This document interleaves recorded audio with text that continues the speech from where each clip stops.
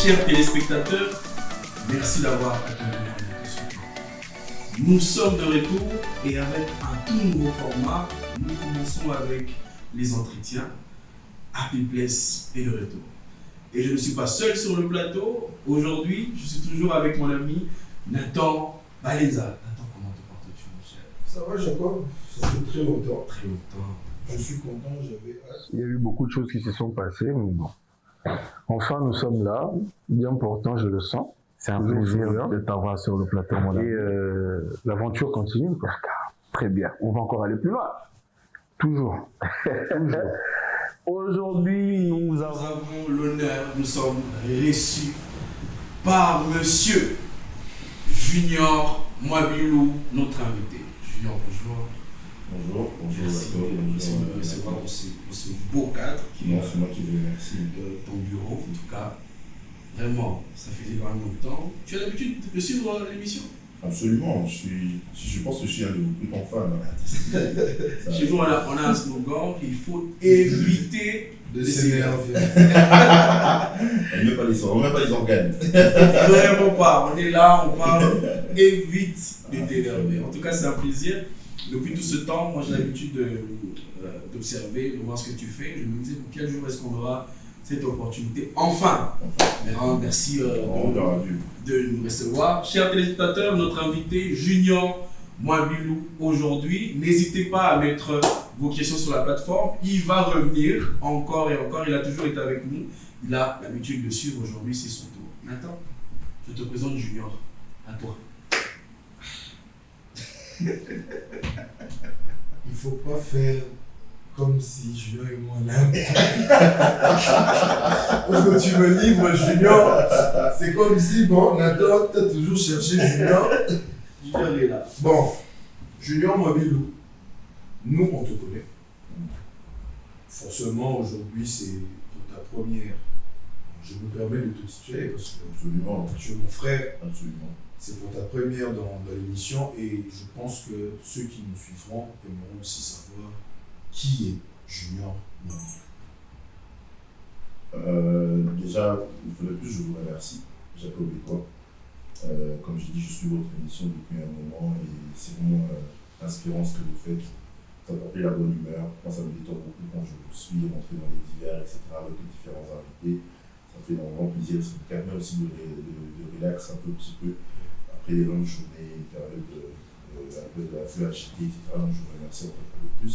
Donc, Junior Mwabilou est un citoyen congolais, né et grandi à Kinshasa, grandi à Pretoria, en Afrique du Sud aussi, où j'ai vécu pendant plus de 10 ans.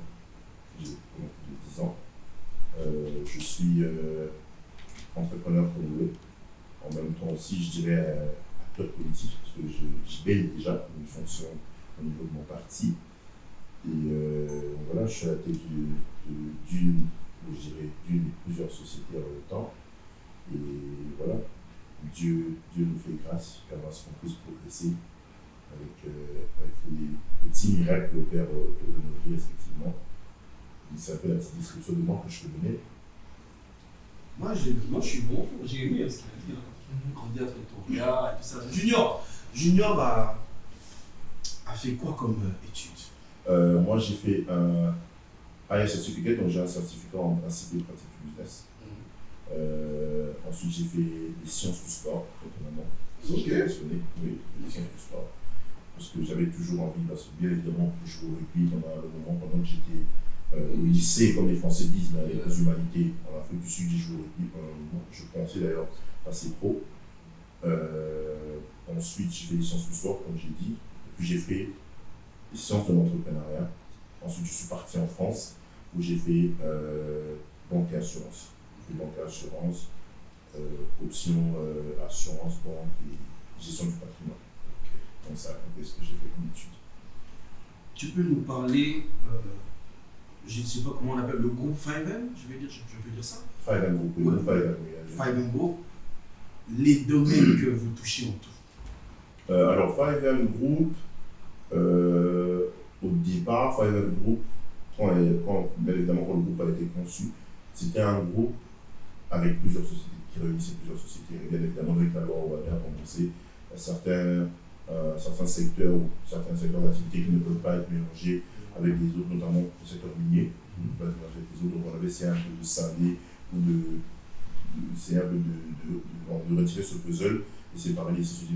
Donc, de manière globale, le Favem Group est une société à multiples facettes qui œuvre dans le secteur de la sous-traitance principalement. Nous sommes dans la sous-traitance, nous sommes dans la facilitation, nous sommes également dans la logistique. Mais dans Favem Group, si vous allez en détail, à la douane, à la manutention, il y a le transport, comme j'ai dit, la logistique, mais aussi nous sommes, bien évidemment, nous essayons de développer des activités agricoles et piscicoles. Vraiment, moi, mon idée, j'ai développé depuis quelques années, un amour, vraiment, un grand amour pour tout ce qui est élevage, etc., pour tout ce qui est agricole, tout ce qui est piscicole.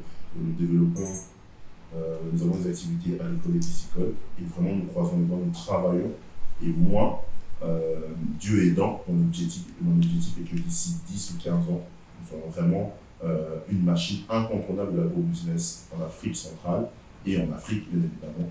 On travaille afin de pouvoir vraiment, comme on dit, reach ces objectifs-là et ces goals. C'est vraiment bien. Je vois que tu es adepte de la revanche du sol sur le sous-sol.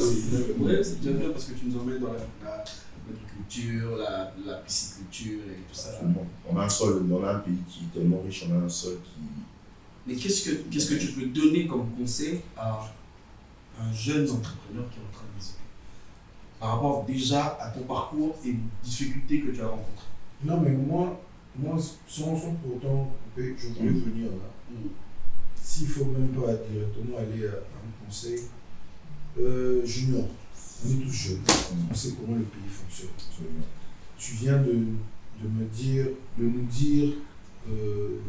différents aspects du groupe Favem, et moi je suis quand même épaté par tout ce que vous avez mis en place. Parce qu'il faut le rappeler, Favem, c'est toi et mes 4 sœurs. Et tes 4 sœurs. Je peux rapidement expliquer. Oui, parce que ça tu n'as pas dit, je voulais dire. Il fallait que commencer par là. Je veux me révéler un secret parce que je sais qu'il y a beaucoup de gens qui savent que j'ai pris ou j'ai en quelque sorte, j'ai take over comme on dit de mon père, parce que mon père, ce que beaucoup de gens ne savent pas, il est politicien. J'allais arriver là. Bon, on va laisser ça. J'allais avoir le taper. Comme il se libre lui-même. Mon père. On commence d'abord par la création. La création, en fait, 5M, en fait, je vais vous expliquer. Mon père a toujours eu plusieurs sociétés. Moi, quand je reviens m'installer après Paris, après ma formation à Paris, comme je vous ai dit, en banque et assurance, aussi en gestion patrimoine, banque et assurance, quand je reviens de Paris, que j'ai fait à l'INSEC, je tiens à préciser qu'il est la plus grande école de commerce d'Europe, à l'INSEC. Donc quand je reviens de Paris, définitivement quand je reviens de Paris en 2000, après le Covid, mon père m'explique de manière globale. Déjà, mon père, c'est quelqu'un, depuis que je suis petit, qui m'emmenait partout. Il m'emmenait à la RTGA, etc., qui est la chaîne de télévision qui appartient à ma famille, le groupe de médias qui appartient à ma famille. Il m'emmenait partout. Donc moi, il y a des journalistes, il y a des collaborateurs, des gens qui sont des collaborateurs aujourd'hui. Je tiens à préciser aussi, Zoé m'a eu de ma question là. Je tiens à préciser aussi aujourd'hui, c'est moi qui dirige la RTGA, le groupe de médias RTGA, donc le journal L'Avenir, la radio et la télévision. C'est moi qui dirige la RTGA depuis 1 an, donc je suis administrateur délégué général ad interim. Donc c'est moi qui dirige la RTGA. Donc depuis que je suis petit, mon père m'a emmené dans les studios. Donc moi j'ai vu la création de tout ça. Même le slogan que vous entendez à la radio, la chanson RTGA, qui a été chantée, je vais vous donner un scoop, beaucoup de gens ne le savent pas, qui a été chantée par Dena Moana. Voilà. La voix que vous entendez, c'est Dena Moana, la sœur Dena Moana. Ok. La sœur Dena Moana qui est.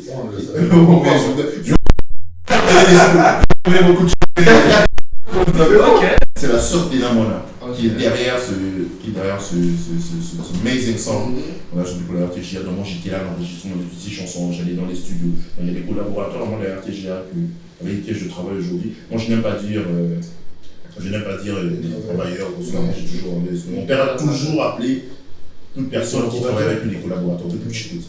On est collaborateurs, c'est des gens avec qui je m'entends tellement bien parce que je les ai vus depuis le début. Ils m'ont vu grandir, ils me comprennent. Donc on s'entend vraiment comme des amis et frères, mais bien évidemment on garde cet esprit, le respect du travail, du sérieux, etc.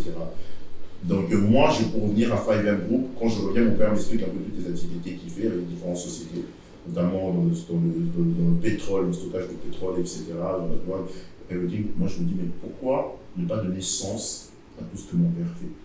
Pourquoi ne pas donner sens à tout ce que mon père fait? Surtout que chacune de mes sœurs avait une responsabilité par rapport à différentes sociétés qu'on avait. Ma sœur Winnie, à l'époque, elle était à la tête de Soconic, société congolaise de commercialisation de mines, gaz et hydrocarbures.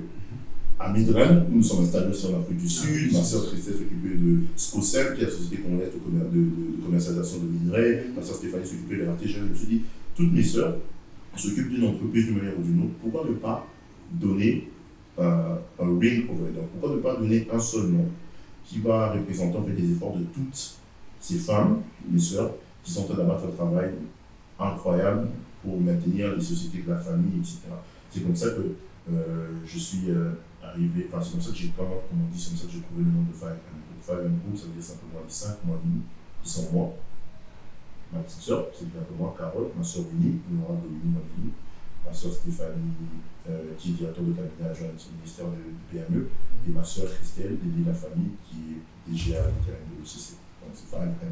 C'est un peu ce que j'ai dit. Tu sais pourquoi je dis ça? Parce qu'il faut, aujourd'hui on parle, il ne faut pas se fâcher. Non, absolument pas. Absolument pas. Pourquoi je dis ça? C'est parce que Junior, on est dans la ville de Kinshasa. Je ne voulais pas déjà arriver dans les conseils, tout ça, parce que tu sais, on a un sérieux problème aujourd'hui. Dans la société, Tola, Mukibwe, tel coach en développement, tel, on n'a jamais su leurs expériences. Ils ont réussi dans quoi? Pour venir nous coacher à. Absolument. Beaucoup de gens, quand ils voient Junior Mobile, ils se disent, béni de Dieu.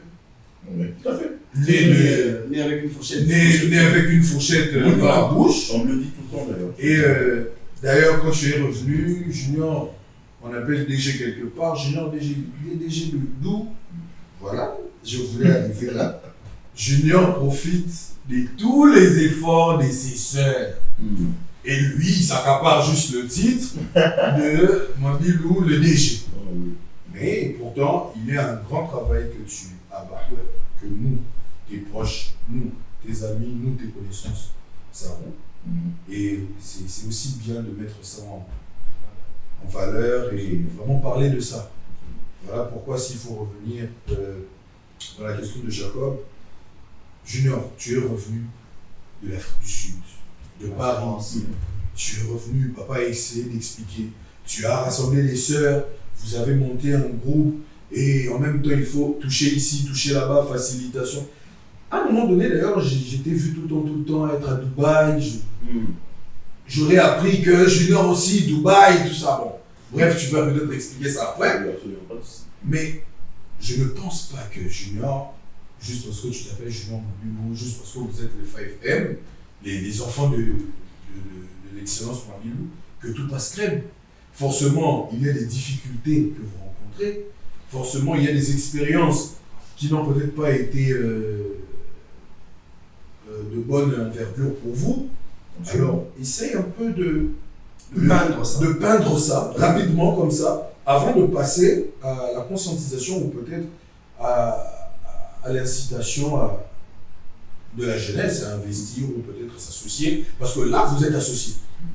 Aujourd'hui, les jeunes, nous avons un problème, on ne sait pas s'associer pour créer des entreprises, pour créer des... Essaie un peu de partager ton expérience, l'expérience de Faïd.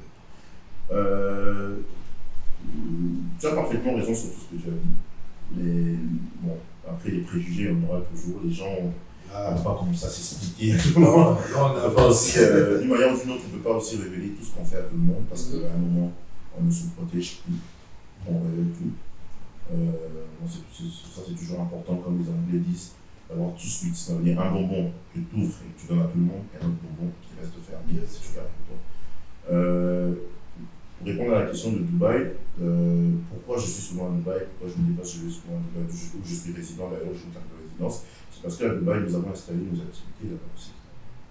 Nous avons comme plusieurs personnes dans les affaires, donc le Dubaï était un hub très important dans les affaires, nous qui touchons un peu à tout dans la sous-traitance, que ce soit en termes d'équipement, faire venir des équipements de facilitation, tout ce qui est caractère financier, etc. On avait décidé, bien évidemment, en famille et avec les équipes qui nous entourent, les personnes brillantes qui sont autour de nous dans les différentes entreprises, qui est important. En plus, cette période Dubaï, pour que ça nous serve de hub, pour que ça nous facilite. Donc, plusieurs choses, notamment, bien évidemment, comme j'ai dit, dans la sous-traitance, un secteur dans lequel on essaie vraiment d'émerger, un secteur dans lequel on essaie vraiment de se stabiliser. C'est comme ça qu'on avait décidé d'enregistrer la société à Dubaï, de s'installer à Dubaï aussi, d'ouvrir des petits bureaux, avoir du monde, avoir du personnel. Dieu merci, ça a été très difficile, mais ça fonctionne bien. Mais je vais revenir sur un point très important que beaucoup de gens ignorent, surtout dans la société congolaise et africaine. Quand vous venez d'une famille où il y a un nom, quand vous venez d'une famille où un parent ou deux parents ont mis la barre tellement haute, le parcours devient beaucoup plus difficile. Extrêmement difficile. Parce que les gens ne vont presque, tu l'as dit déjà de manière indirecte, les gens ne vont presque jamais reconnaître des efforts. Les gens ne vont presque jamais reconnaître des efforts. Moi, je viens d'une famille, comme j'ai dit, il y a 4 filles. Elles étaient déjà venues à Kinshasa avant moi. Moi, je suis venu après. Elles ont eu l'opportunité, les opportunités qu'elles ont eues, bien évidemment, avec l'intelligence qu'elles ont, avec la faveur de Dieu, etc. Elles ont pu avancer, progresser, elles ont progressé. Moi, j'étais en arrière-plan. Bien évidemment, c'est des discours qui sortent après, qui profitent des succès, etc.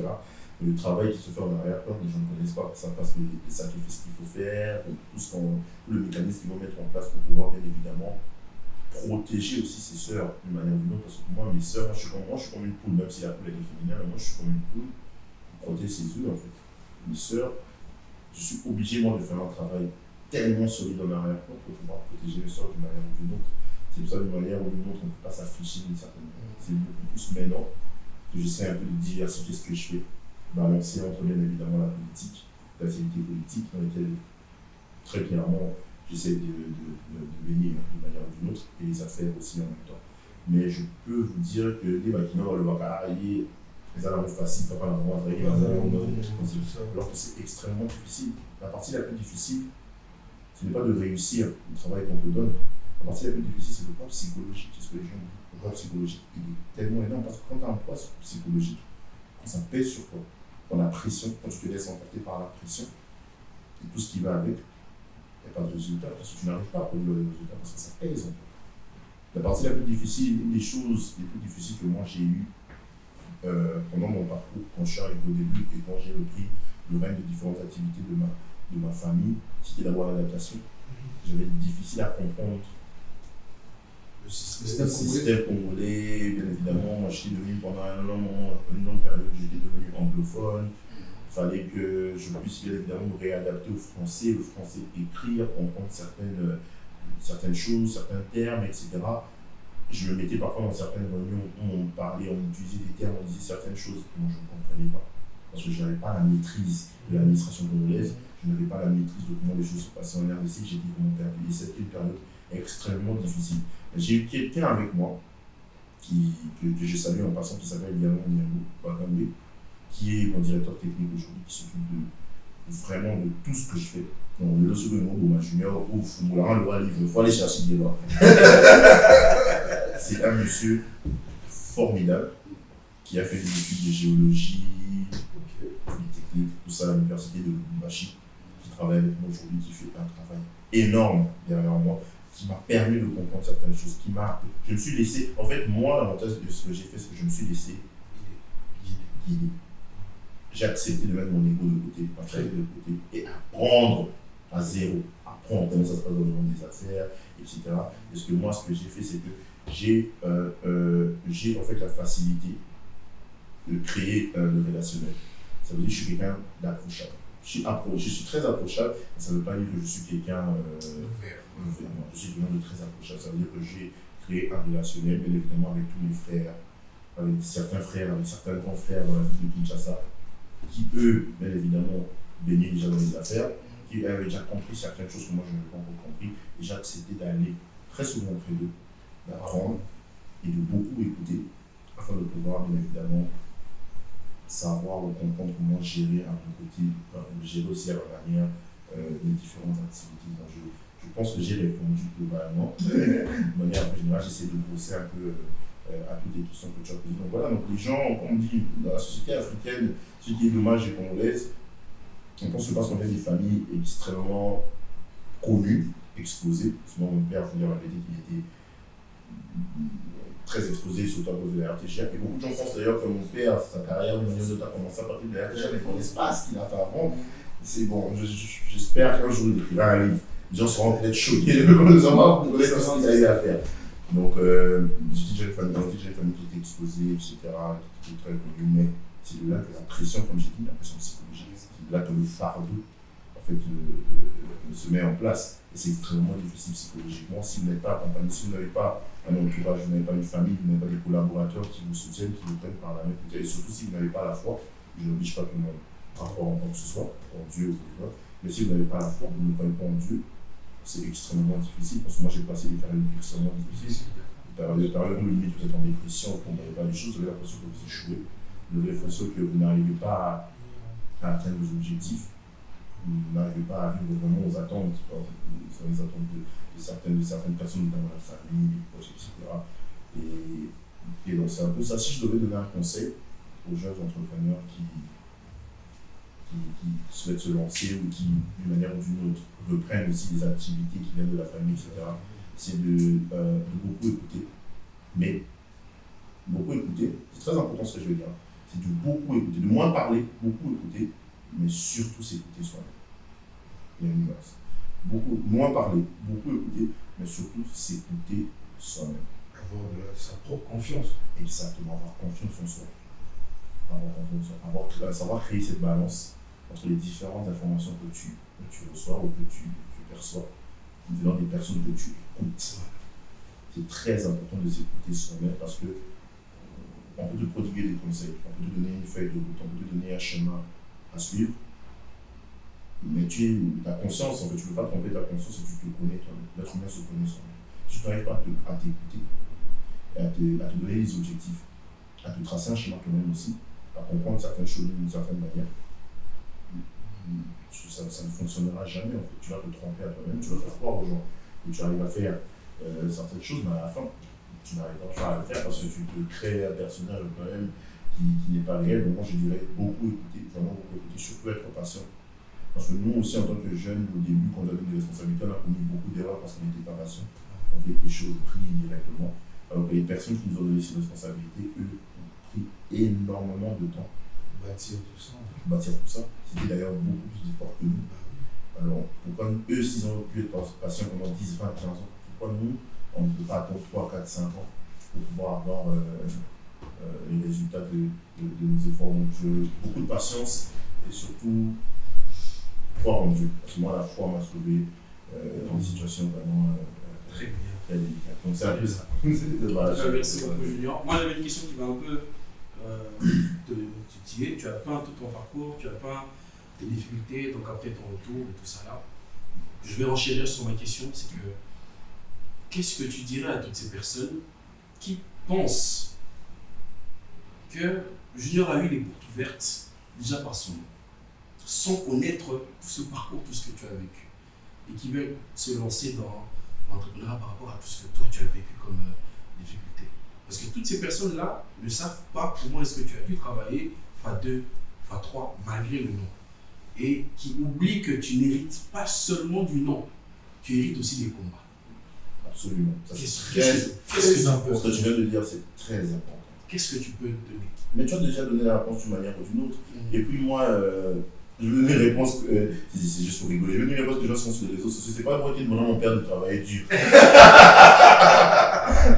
pas moi qui demande à mon père d'être un bosseur. Si j'ai hérité de son nom, si j'ai hérité de ses opportunités, c'est pas de ma faute. C'est parce que voilà à lui, à son travail, à ses sacrifices et à Dieu. Mais tu as déjà donné, pourquoi je dis que tu as déjà donné une réponse d'une manière ou d'une autre, c'est que les gens oublient que quand nous héritons, bien évidemment, des choses qui proviennent des familles, comme j'ai dit, très exposées, comme des familles dans lesquelles nous provenons, c'est que tu hérites en même temps des combats. Tu hérites des combats.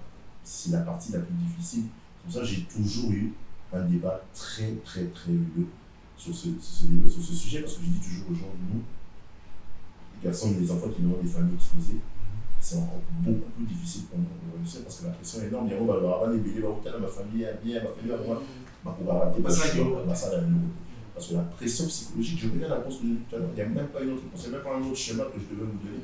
La pression psychologique, elle est énorme. Moi, non seulement ça, non seulement je viens d'une famille d'un père qui s'est fait un nom dans la politique, qui s'est fait un nom dans les médias, etc. Mais je suis garçon unique. Fois 3. La pression, elle est super. Regarde comment tes soeurs sont en train d'évoluer. Non, La mais pression, elle est je super. vais penser s'il faut même prendre quelques mots à Junior, ce qu'il vient de dire est très important. On a souvent tendance à négliger cela. On pense que quand tu viens d'une famille aisée, bon, ceux qui sont de l'extérieur, pensent que forcément, tu pointes du doigt forcément, mais celui-là est d'une famille aisée, mais t'as une réussir et tout ça. Moi, je pense que ce que Junior a dit est vrai. Le plus dur, ce n'est vraiment pas que de réussir. Hein. Parce qu'en vrai, si vous avez une famille ou une dynastie telle que les Rockefeller et tout, même quand je te donne un exemple bête, les stars américaines, quand tu regardes la vie de leurs enfants, c'est pitoyable. Pas parce que les enfants sont bêtes ou quoi que ce soit. Non, oui, ou pas parce qu'ils n'ont Mais pas fait parce que la pression psychologique est énorme. Énorme. Et c'est ce que les gens ne comprennent Il suffit que tu arrives à un endroit, dès qu'on cite ton nom, tout le monde a les yeux portés sur toi. C'est déjà une grosse pression. On veut déjà savoir qu'est-ce que tu vas dire, qu'est-ce que tu vas faire. Exactement. Et bon, tu es humain. Tu peux fausser comme tout le monde. Exactement. Mais une fois tu fais une petite bêtise, papa n'a pas beaucoup de. Exactement.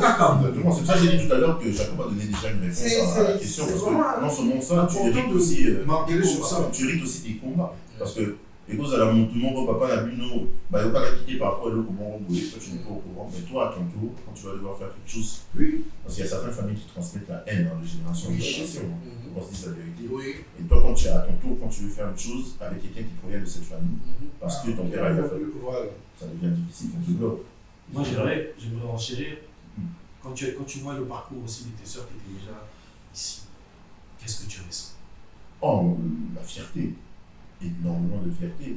C'est vrai que j'ai encore ma petite sœur qui est encore en train de poursuivre son cursus universitaire. Une fille très intelligente et très brillante. Je n'ai aucun doute qu'elle aussi, elle fera les merveilles une fois qu'elle se lance dans l'activité de son choix. Parce qu'elle est beaucoup penchée vers le droit. Mais mes sœurs, c'est un sentiment de fierté. Un sentiment de fierté. Comme ça, je dis que les gens ne connaissent pas le travail qui se fait à l'arrière-plan. Il faut dire tout cela. Les petites pierres que chacun d'entre nous apporte à l'édifice pour pouvoir bâtir en fait, toutes ces réussites. Donc, moi, je suis un sentiment de fierté. Comme j'ai dit, ma soeur aînée qui est DG à l'office de route, c'est un sentiment de fierté. Ma deuxième sœur qui est elle, députée aussi, un sentiment de fierté. Ma soeur Stéphanie aussi qui est directeur de cabinet adjoint au ministère de PME, c'est aussi un sentiment de fierté. Ce sont mes sœurs et j'ai vu parcours de chacun d'entre eux, j'ai vu comment ils sont tous, c'est des filles qui ont toujours été brillantes depuis l'école, etc., toujours disciplinées. Il n'y a pas grand chose à dire, le sentiment de fierté, comme je dis, je les soutiens, mais énormément, vous ne pouvez même pas imaginer, je ne peux pas vous donner les détails de tout ce que je fais pour pouvoir me rassurer, pour pouvoir faire en sorte que mes sœurs puissent tenir comme elles tiennent. C'est vraiment un sentiment de fierté, donc je continue à bénir Dieu pour tout ça. Et ça aussi, ça a été quelque chose de très difficile pour moi psychologiquement, de voir ses sœurs évoluer autant. Et toi, on doit commencer par te tirer. Exactement, et toi, en Stéphane tu viens d'arriver, tu n'as pas encore d'activité. Et en même temps, toi, on est beaucoup plus dur avec toi parce que c'est toi,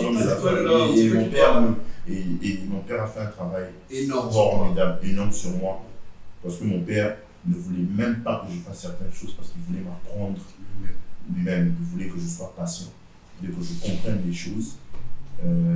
Limite, mon père n'a jamais voulu que j'aille travailler pour quelqu'un d'autre, que je fasse l'expérience, etc. Il a toujours voulu que je travaille à ses côtés.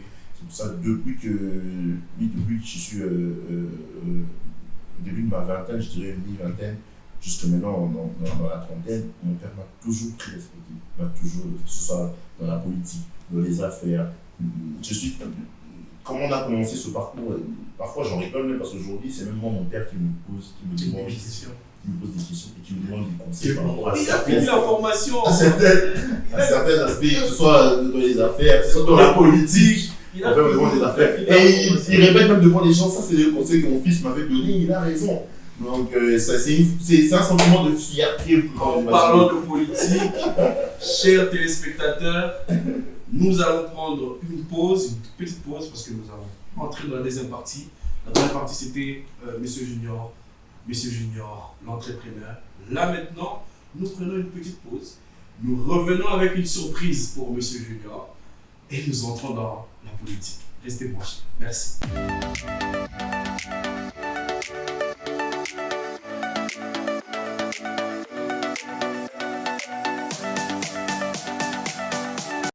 Alors Junior, il n'est pas possible que tu passes dans une émission comme celle-ci et que tu ne reçoives pas un message d'un de tes partenaires qui t'accompagne, un de tes conseillers financiers, un des conseillers financiers d'ailleurs de tout le groupe, parce que je connais un peu la structure de comment tout évolue dans le groupe et je sais un peu tout ce que tu accomplis.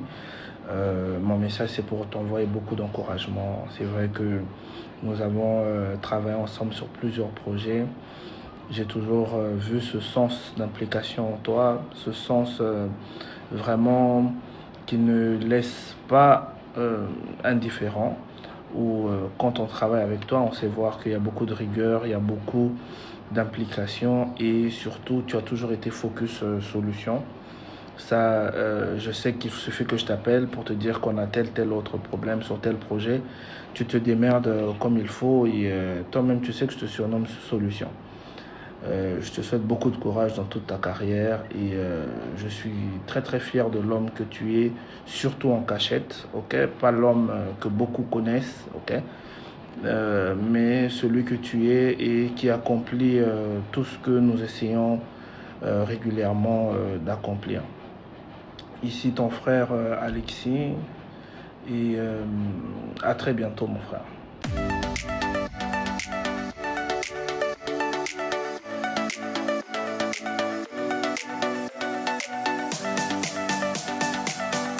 Merci de nous suivre sur Happy Place avec notre nouveau format où nous entrons maintenant dans les entretiens et je suis toujours avec Nathan Balenza, mon collègue, toujours. Ça va là? Ça va, parce que tu peux déjà glisser dans la politique. Il est maintenant cadre dans son parti politique. En fait, Junior est un cas qui est problématique. Dans l'entrepreneuriat, monsieur est DG. Il est déjà de la société familiale. du groupe Fiverr. Les gens disent il profite du nom de la famille. Ok. Où est les sous politique? Où est les sous politique? Sachant que papa a un long parcours, donc il fait comme mon junior. En fait, ton frère junior ne veut jamais aller loin de ce que papa a déjà fait. Moi, j'aimerais bien savoir, Junior, d'où est venue cette aspiration pour la politique ou encore cette envie de... Une fois de plus, je vais encore refaire les révélations. C'est pour ça que c'est très important. Je vous remercie encore d'avoir pensé à moi pour cette émission. Donc, ça permet aux gens de découvrir les choses qu'ils ne connaissent pas de nous parce qu'ils nous voient de loin. Parfois, on n'a pas l'habitude de tout dire, de tout afficher. Mais c'est très important. Je vais faire une révélation. Je vous dirais que jusqu'à l'âge de peut-être 19-20 ans, même 22-23 ans, je détestais la politique. Je détestais la politique. Je détestais la politique parce que moi, j'ai toujours voulu être pilote. Je voulais vraiment être pilote. Je voulais être pilote, c'est ce que je voulais faire. Jusqu'à ce que mon père m'a convaincu du groupe. Il m'a fait comprendre que j'étais le garçon aîné de la famille, c'était important que je puisse me préparer à la relève, à prendre les affaires de la famille, à gérer la famille, etc. Donc après, avec le temps, j'ai vraiment perdu un peu cette envie de devenir pilote. Quand j'ai embrassé le rugby, je voulais me lancer, etc. Donc, pour dire, je n'aimais vraiment pas la politique, parce que la politique, j'estimais que j'étais en train de mener un combat face à la politique, parce que la politique prenait beaucoup trop de temps à refaire. En Afrique du Sud, pendant un moment, je ne le voyais presque jamais, mais il a toujours fait en sorte que ce gap-là soit un peu couvert, qu'il soit présent. Il a fait des choses vraiment formidables. Mais j'avais un combat que je menais contre la politique, je n'aimais pas la politique. Quand j'étais beaucoup plus jeune, je n'aimais pas la politique parce que j'estime que la politique prenait beaucoup trop de temps à refaire. Et quand j'ai commencé à rentrer dans la vingtaine, donc après la puberté, etc., j'ai commencé à évoluer. Je n'aimais pas la politique pour une autre raison. Je n'aimais pas la politique parce que j'avais des préjugés. J'avais l'impression que les politiciens ne faisaient pas assez pour la population. J'avais vraiment les préjugés que beaucoup de jeunes ont sur la politique. Mais au fur et à mesure que mon père, comme j'ai dit dans la première partie, au fur et à mesure que mon père m'emmenait partout avec lui, qui m'expliquait pourquoi il a voulu faire la politique, qui me faisait comprendre certaines choses. J'assistais à des manifestations politiques, je commençais à baigner, je commençais à rentrer vraiment dans l'ambiance et dans l'environnement du parti politique que mon père a créé à partir de 2011. C'est là que j'ai commencé à prendre de faire la politique. Et c'est comme ça qu'en 2023, on m'a nommé coordonnateur national de la JCNC, qui est la Jeunesse nationale du Congrès national, qu'on nommait en charge de la jeunesse estudiantine. Et j'ai encore pris beaucoup. Parce que, bien évidemment, tu vas à la rencontre des étudiants, tu parles de leurs ambitions, tu parles avec eux de la vision du parti, tu expliques les objectifs du parti, en quelque sorte tu les encadres, tu les guides, et c'est vraiment à partir de là que j'ai commencé vraiment à développer vraiment une envie de faire la politique, vraiment à un certain niveau.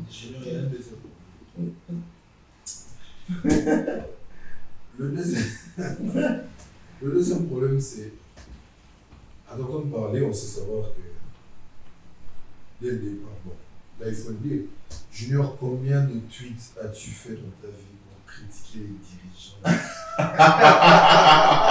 Et aujourd'hui, Junior qui se retrouve en politique. Ça, c'était le premier. Il a vraiment publié, il a vraiment pris le temps de. Non, Junior sur Twitter, son papier. Junior sur Twitter, c'était tous les jours. Oui, c'est vrai. Non, Junior, comme nous sommes en politique, pendant que bateau, vont forcément se dire, mais ce Junior-là, cité par ici, cité par là, vu ici, vu là-bas. Junior, c'est les activités culturelles, c'est des fois les concerts, les retrouvailles, les dédicaces. Je pense aussi qu'il y a aussi des activités où Junior se lève devant les gens pour prêter main forte, aider tout ce qui va. Moi, dans tout ça, quand je vois plus une vision de Messie. Aujourd'hui, on peut se dire, Junior apparemment moins. Dis pas d'abord.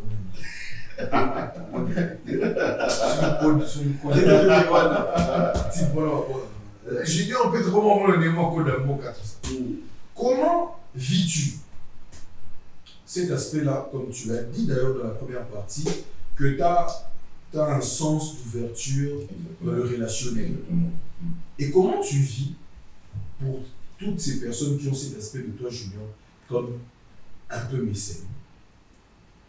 Et en même temps, les étudiants, ceux que tu encadres, qui te voient vraiment notre encadreur très politique et tout. Comment tu arrives un peu à passer du junior relax, qui peut se poser quelque part avec ses amis, du junior qui peut être cité à la télé par un de musiciens, par reconnaissance peut-être pour quelque chose, et du junior qui peut tenir une conférence, par exemple, comme la dernière fois à l'Uniki, avec les étudiants. Comment tu arrives à te départager? C'est très simple, c'est ce que les Anglais appellent multitasking. J'ai plusieurs facettes. Je sais m'adapter facilement, c'est un don que Dieu m'a donné. Je sais m'adapter à plusieurs situations, à plusieurs trucs. Moi, je suis toujours dans l'extrême dans tout ce que je fais. Quand je travaille, quand je bosse dur. Quand je suis dans le divers, je suis dans le divers à fond. Je sais comment, moi je vis dans les extrêmes des deux côtés. Mais pour répondre à ta question, oui, c'est vrai que tu as raison, surtout par rapport à mes tweets que j'ai eu à faire, pendant plusieurs années où j'étais très critique envers les politiques. C'est vrai, je t'ai dit que moi j'étais quelqu'un qui avait une autre vision de la politique. Mais une des raisons pour lesquelles d'ailleurs j'ai décidé de m'engager encore plus dans le parti, j'ai accepté les fonctions qu'on m'a données dans le parti et je porte cette fonction à cœur et je mets des choses en œuvre pour bien évidemment faire progresser mon parti, faire progresser la jeunesse de mon parti d'une manière ou d'une autre. C'est d'ailleurs à cause de ces tweets et toutes ces réalités que je voyais de loin, toute cette perception de différentes choses que j'avais de loin. Moi j'avais une certaine haine, je voulais je voulais vraiment m'impliquer dans la politique pour pouvoir apporter ma contribution d'une manière ou d'une autre à l'édifice. Donc j'avais une haine, je voyais les choses d'une manière différente. Alors je me suis dit, pourquoi ne pas m'engager? Pourquoi ne pas m'engager afin de pouvoir, bien évidemment, essayer d'une manière ou d'une autre, avec le temps, de corriger toutes ces critiques.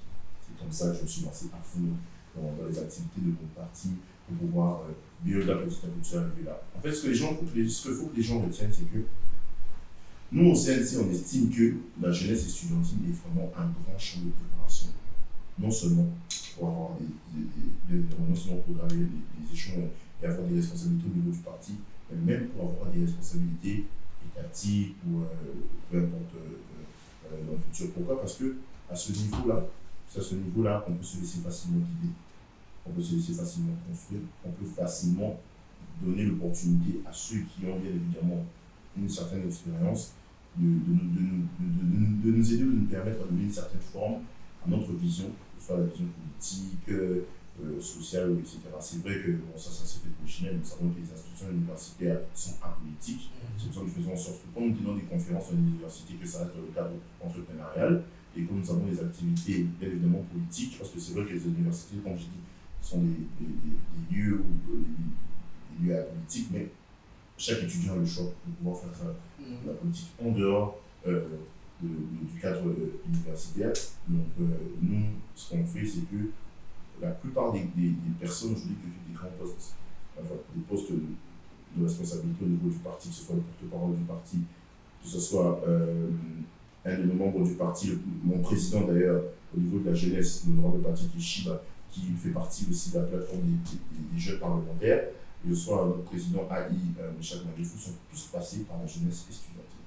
De pouvoir gravir des échelons et arriver à ce niveau de responsabilité qu'ils ont au niveau du parti et les responsabilités qu'ils ont maintenant au niveau de l'Assemblée nationale et autres. Donc j'ai pu jongler facilement. Donc pour répondre à ta question, une fois de plus, encore de manière globale, pour résumer, c'est en fait que cette haine qui était en moi, face aux politiques, face à la manière dont je voyais la politique se faire de moi, j'avais des préjugés.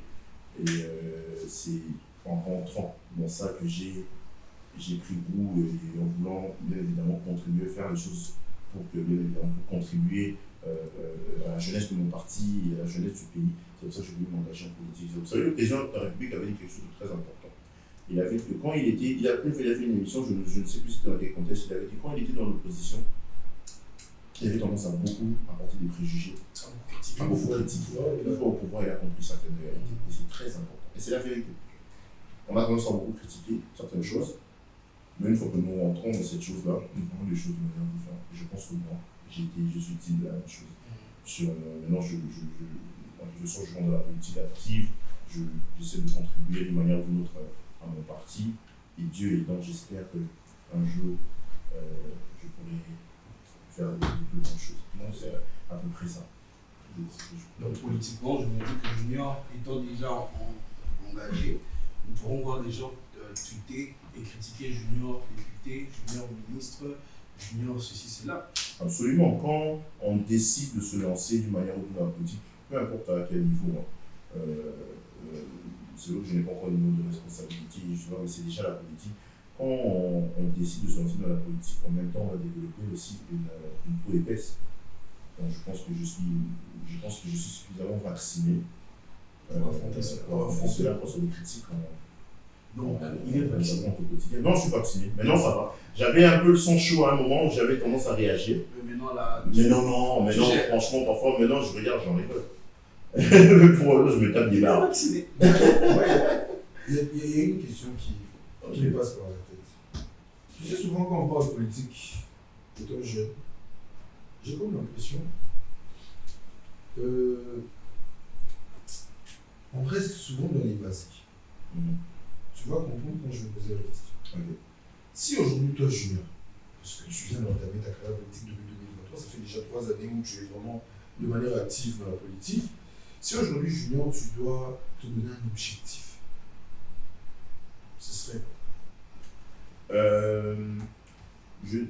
Peut-être que je n'appellerais pas ça objectif, mais si je dirais plutôt si je dois garder une vision de la politique, je garderai la même vision que mon parti. Parce que le Congrès national congolais est un parti de gauche qui a pour vision principale, objectif principal, de toujours mettre le peuple, entre parenthèses, les hommes sociaux au centre de tout. Et c'est comme ça que nous construisons, nous battons les mécanismes politiques autour de cette vision. Et moi, je souhaite rester dans cette même vision. Mettre les jeunes, mettre les hommes, mettre le peuple, la population au centre de tout et bâtir ma vision politique autour de cette vision. C'est cette vision qui, bien évidemment, produira des branches qui vont nous permettre de pouvoir essayer dans la politique, avancer dans la politique. Je préfère répondre comme ça plutôt que de dire quel objectif que j'ai dans la politique. Parce qu'avec le temps, plus on avance, les choses changent. Les choses peuvent progresser. On peut ne pas être d'accord avec certaines choses. Et puis la politique est dynamique. Hein. C'est un rendez-vous du donner. Il est vacciné. Il est en train. Moi, je veux voir quand même le débat houleux. Du moment, Junior, nous sommes déjà dans cette phase. Tu as dit que tu es vacciné. On va aller plus rapidement. Coalition des Congolais contre le changement de la Constitution. C64. Coalition des Congolais pour le changement de la Constitution. De l'autre côté, C4. Le CNC, Parti Socialiste, membre de l'Union Sacrée, toi, en tant que cadre, en tant que jeune, comment est-ce que tu envisages d'entrer dans ce débat? Que peut être ton rapport? Bon, déjà, je vais te poser une question. Je ne sais pas qu'il me pose une question, mais je vais reposer la question. Vas-y. Mais la coalition C164, quelles sont les revendications? Ils ne veulent pas qu'on touche Ils s'opposent à l'ordre constitutionnel. Non, moi, il faut dire la vérité.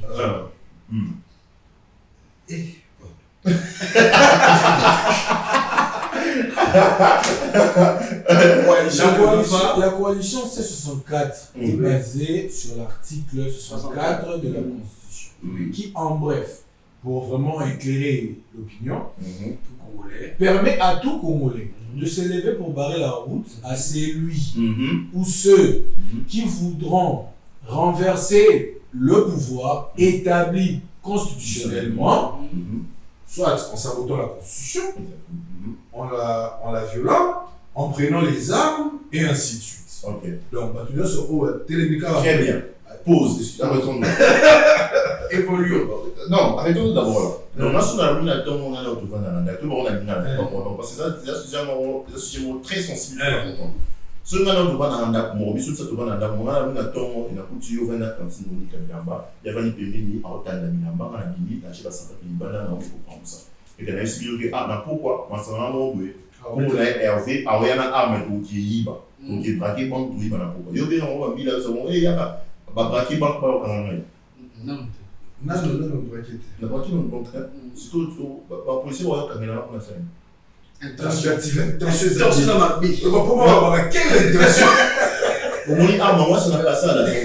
qu'est-ce que c'est?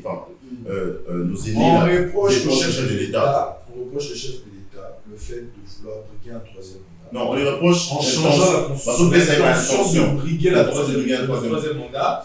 Oui. Et changer la Constitution pour lui permettre d'accéder à la 4e République, qui veut dire répondre tout à zéro. Mais le chef de l'État a été très clair dans sa conférence de presse.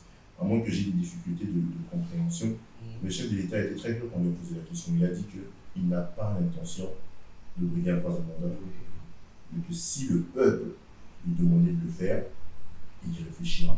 Mais il remet contre les mains de Dieu. Sa réponse a été claire. Maintenant, là, on est en train de lui prêter des intentions. On dit qu'il veut changer la Constitution. Non, on ne dit même pas qu'il veut changer la Constitution. Il y en a qui disent qu'il va changer la Constitution. Comment ça, il va changer la Constitution? Qui vous a dit qu'il va changer la Constitution? À quel moment il a dit qu'il va changer la Constitution? Mais moi, par contre, je vais répondre, bon, là c'était pour rigoler quand j'ai étudié l'exemple. Bon, là je vais répondre par rapport à ce que moi je pense, je vais donner mon opinion. Tu donnes ta position. Je donne ma position. Moi, je ne dirais pas que je suis pour, je suis contre la révision constitutionnelle, quoi que ce soit. Mais par contre, j'estime qu'il y a certaines choses qu'on devrait revoir. Si nous souhaitons que ce pays continue de l'avant, parce que le pays a déjà pris un élan qui est formidable, il y a encore beaucoup à faire. Mais si nous souhaitons que ce pays aille de l'avant, il y a des choses que nous devons vraiment changer. Moi, il y a deux choses. Si je devrais appuyer, si le chef de l'État, comme il a dit, le peuple décide du chef, moi, si j'ai l'opportunité de parler au chef, j'aurais essayé à changer quand même certaines choses. Par exemple, maintenant, il y a l'Assemblée provinciale dans la gouvernement. Pourquoi ne pas passer d'un suffrage indirect à direct? Parce que cet aspect-là est une des raisons majeures pour lesquelles on a des désordres à ce niveau-là. Parce qu'il y a des provinces qui se retrouvent avec des gouverneurs qui détournent des fonds, des gouverneurs qui ont des fonds à louer, mais qui font autre chose avec. Il y a des provinces qui continuent aujourd'hui à payer. Vous allez dans certains coins du pays, vous êtes choqués de voir l'état dans lequel les chefs-lieux et les villages, etc., dans lesquels ils se trouvent.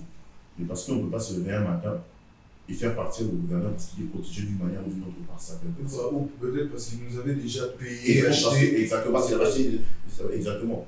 Il faut laisser le peuple décider sur les personnes qui vont les gouverner, sur les personnes qui vont les diriger au niveau des provinces. Moi, ça, c'est une des raisons pour lesquelles Nzima, le président de la République, sera décidé un jour à toucher le Rwanda à Salima. C'est très important. Et surtout, moi, je dirais, si changement il y aura, il ne faut pas oublier une seule chose dans tout ce que nous faisons, dans tous les changements, les révisions qui vont être opérées, il ne faut pas oublier que tous ces changements devront être liés aux intérêts du peuple. J'ai encore les couleurs de la jeunesse. Parce qu'une des crises majeures que nous avons dans notre pays, c'est la crise de la succession. Les aînés ne veulent pas laisser la place aux jeunes. Donc tout ce que moi j'ai demandé au président de la République, à toutes les personnes qui vont être impliquées dans cette histoire de révision constitutionnelle, etc.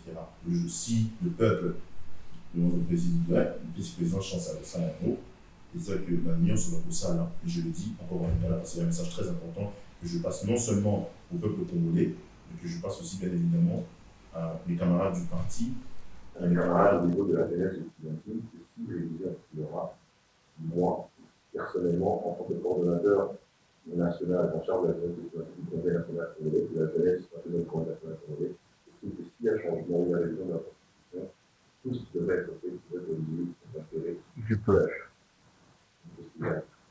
Très bien. Comment le bani? Olingo le bani. Moni on appelle ça réviser ça là point n'angai pas en tant que peuple français ça. Il nous a pas là. Non, il y a pas de révision, c'est les changements de la Constitution. En fait,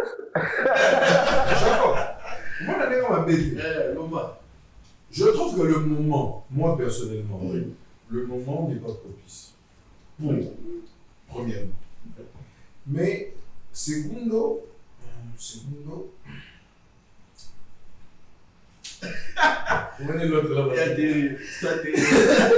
je pense aussi qu'il y a des points. Par exemple, lui, il parle des assemblées provinciales. Moi, je pense les assemblées provinciales, encore, ça peut moi, il y a quelque chose qui me dérange. Aujourd'hui, nous avons accepté des choses, je ne sais pas si ça se passe dans d'autres pays.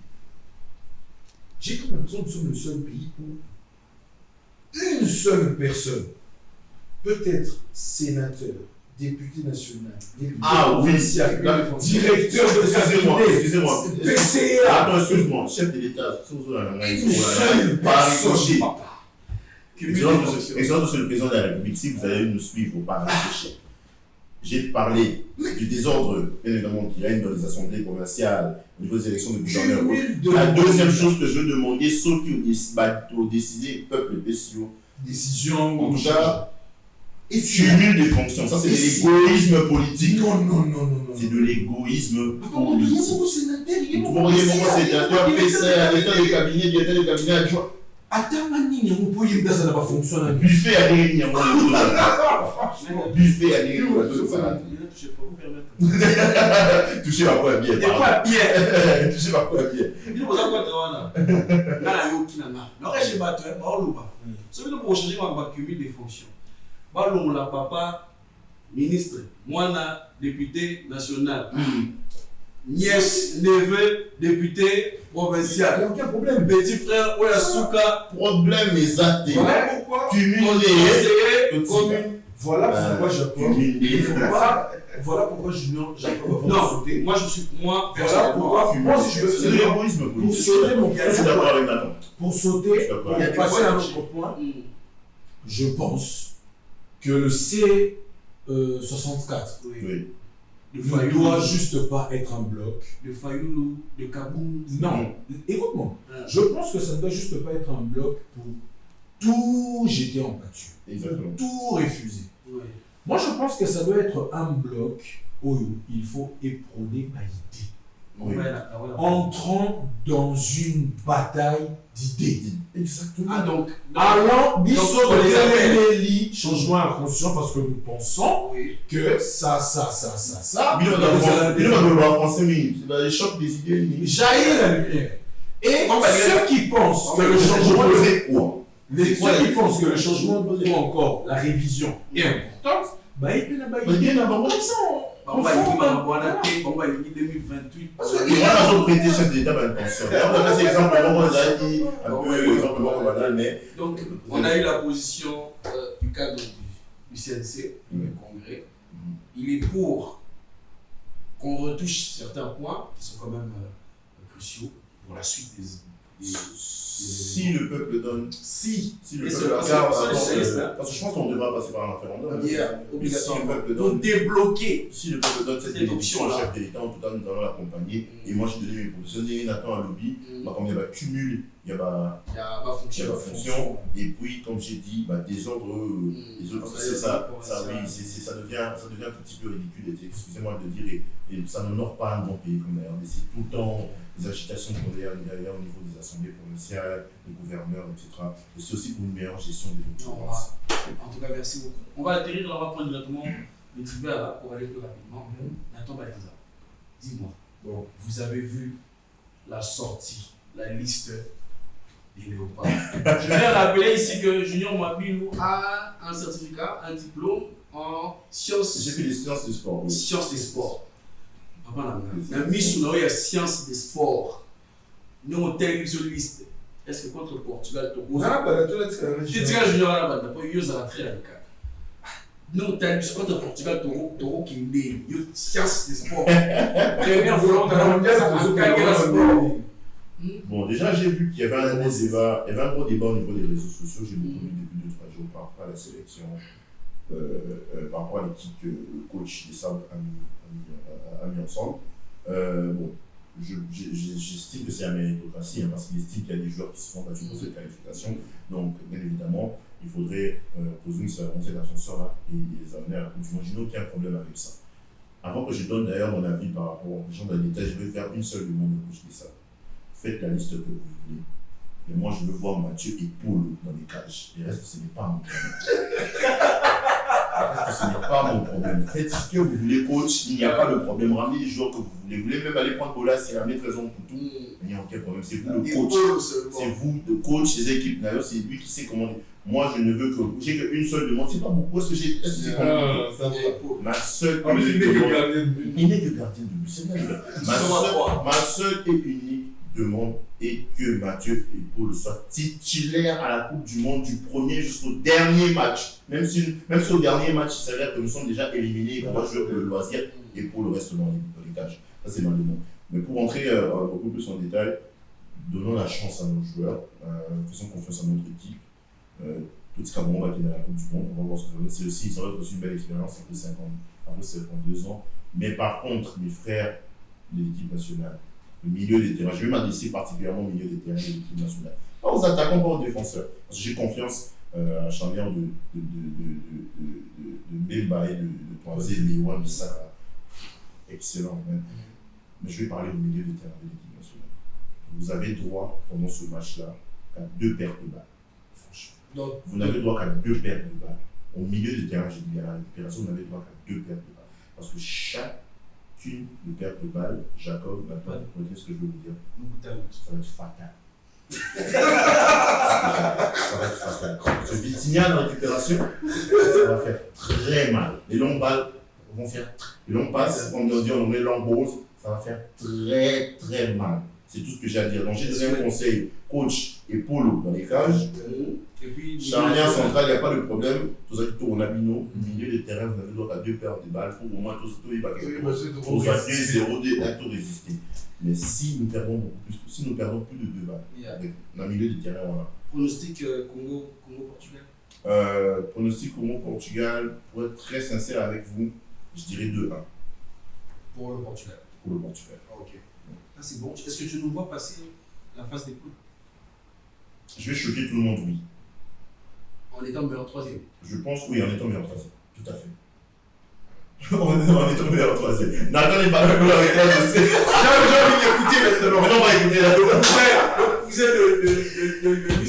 Moi, j'aime bien les analyses sportives. Il est très dans l'analyse sportive. Les tranchants. Vous savez, depuis que la liste est sortie, j'ai choqué plus d'un. En privé. Je voulais l'appeler en plus, ce jour-là, c'est sorti, j'ai oublié de l'appeler. J'ai choqué plus d'un en privé parce que tout le monde s'attendait à ce que je t'énerve. m'énerve. Bizarrement, moi, j'accorde à Dessabre la raison pour laquelle il a fait ce choix. Très bien. On vient de loin. Le monsieur est arrivé en 2022. Oui. On avait perdu les 2 premiers matchs De qualification. qui nous disqualifiaient déjà pour ne pas aller en Côte d'Ivoire. Les Sabres constituent une équipe comme ça. Et c'est le même jour.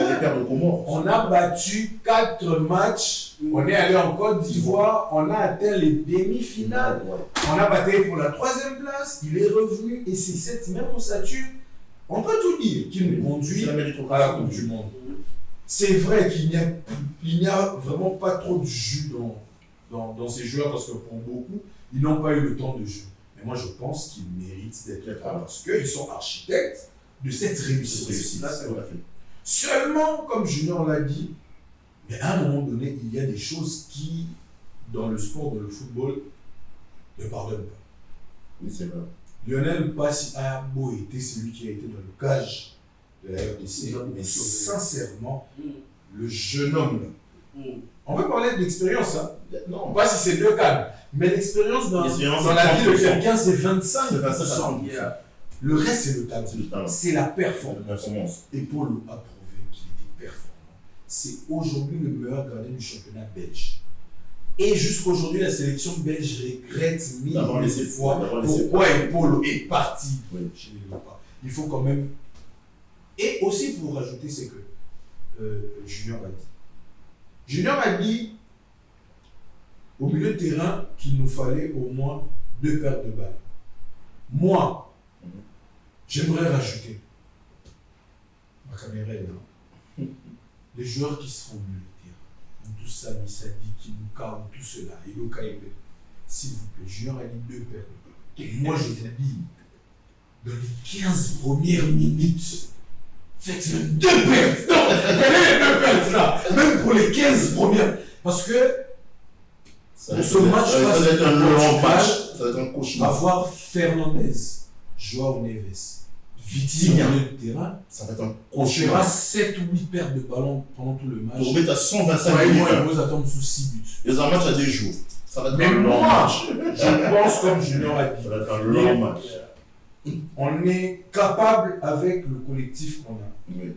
la solidarité qu'on a, Et tout ce qu'on a créé comme pas de trop rêver, mais Oui. peut-être de passer Passer. la phase de poule. Et donner quelque Et chose. aussi, moi, en tant que Congolais, tel que je vois le foot, si ce jour-là on se réveille très bien et que tous ces joueurs-là se décident de jouer au football, je pense que la catastrophe que nous allons vivre, c'est ce que Julien a dit. On va peut-être perdre de. Ça va aller. Déjà, c'est Ça va aller. Ça va aller. Ça sera quand Ça même va aller. Au coach des sabres. Oui. Ah, si, il y a aussi ça va. Allons, Moli. Chers téléspectateurs, nous allons prendre une toute dernière réaction de M. Junior afin de pouvoir clôturer. Ça, c'est votre ami qui a décidé de nous faire une surprise. Belle surprise, belle surprise.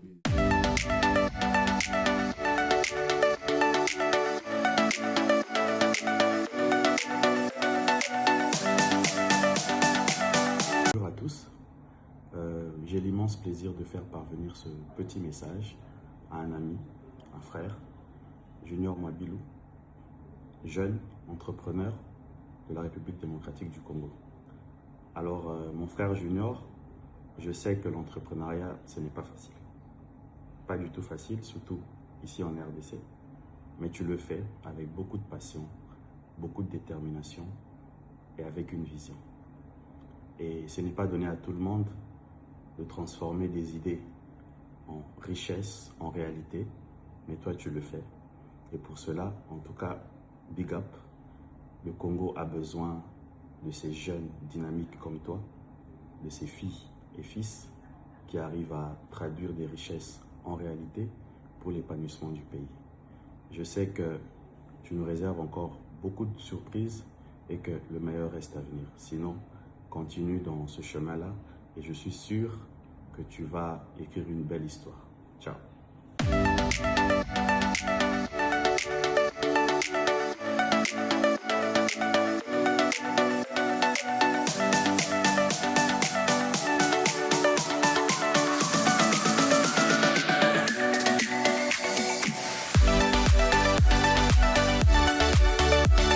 Par cette vidéo que nous allons clôturer, mais je te promets, c'est n'est qu'une partie. Il te reste là, ce sera ce jour où on va t'appeler. On te dit, si tu veux, hein, tu nous invites, on va se voir avec toi. Absolument, on va se voir. Voilà. Et moi, j'aimerais bien qu'on suive en famille. Ouais. Tout le monde est là, on regarde. J'aimerais que vraiment, tu sais que les parents ils seront très fiers de toi. Nous, on en a été honorés. Ouais, on est reçus dans le bureau privé. Merci Junior de ce jour dans ton grand et beau bureau avec ses sièges en couille. En tout cas, chers téléspectateurs, même moi, je suis étonné d'apprendre autant de choses sur Junior. Je pense que vous serez aussi pareil. N'hésitez pas à réagir, écrivez, réagissez, nous allons lire. Il va voir tout ce que vous avez eu comme idée sur lui et ce que vous savez maintenant. Je pense que normalement, vous devriez quand même tous l'encourager à évoluer. Ce n'était que la première partie. Junior est avec nous depuis le début de Happy Place et il évolue avec nous pour toujours revenir. N'hésitez pas à mettre des noms sur les personnes que vous voulez voir encore sur ce fauteuil, s'il vous plaît. Continuez de réagir. C'est la fin de notre épisode. Junior, vous avez un dernier mot? Non, moi le dernier mot c'est que je vous remercie. Je sais qu'on a... j'ai été, comme tu as dit, j'étais un grand fan de podcast depuis le début. J'ai beaucoup regardé le podcast. Je sais aussi que tu attendais le bon moment pour me faire venir sur le podcast et je te remercie pour ça. Si Dieu t'est battu dans les circonstances, c'est bien permis aujourd'hui pour plus opinion entre nous. Je remercie beaucoup Nathan aussi qui a fait un ami. Merci de l'avoir interrompu pendant le sujet. C'est moi qui ai contacté. Je remercie beaucoup mes frères, en tout cas que Dieu vous bénisse et voilà, j'espère que cette émission fera plaisir à de nombreuses personnes. Nathan. Bon, j'ai voulu m'énerver, mais j'ai oublié. Il ne faut pas s'énerver. Il faut éviter. Rester dans la bonne humeur, c'était une très belle émission. Junior, c'est un frère, c'est un ami, et au-delà de tout, on a été épaté quand même de découvrir certains aspects. Et moi, personnellement, je te souhaite, Merci. réussir dans tout ce que tu as déjà Amen. dit. Amen. Amen. Dieu bénit les efforts de ceux qui travaillent. Amen. C'est ce que je me tue à dire à tous les jeunes aujourd'hui. Et pour moi, ne comprendront pas ça, ça sert à rien. Ceux qui, je vais finir par là, je crois que l'émission doit finir par ce message. Oui, il a raison. Il ne faut pas Ceux s'énerver. qui sont dans la théorie de tel a les fétiches, l'autre père de la magie, Vraiment. sortez de ça. Sortez dans ça. Si vous voulez entrer, n'entrez pas. Dieu ne bénit que les efforts. Amen. C'est à travers les efforts que nous avons le fruit et la réussite. C'est trop. Et Talibambadoli, prends-le la main. Je remercie l'équipe technique. En tout cas, merci à l'équipe technique qui a permis à ce que nous ayons cette émission. Grâce à l'équipe technique et à vous, nos fans, nous sommes de retour. La suite au prochain numéro. Merci beaucoup.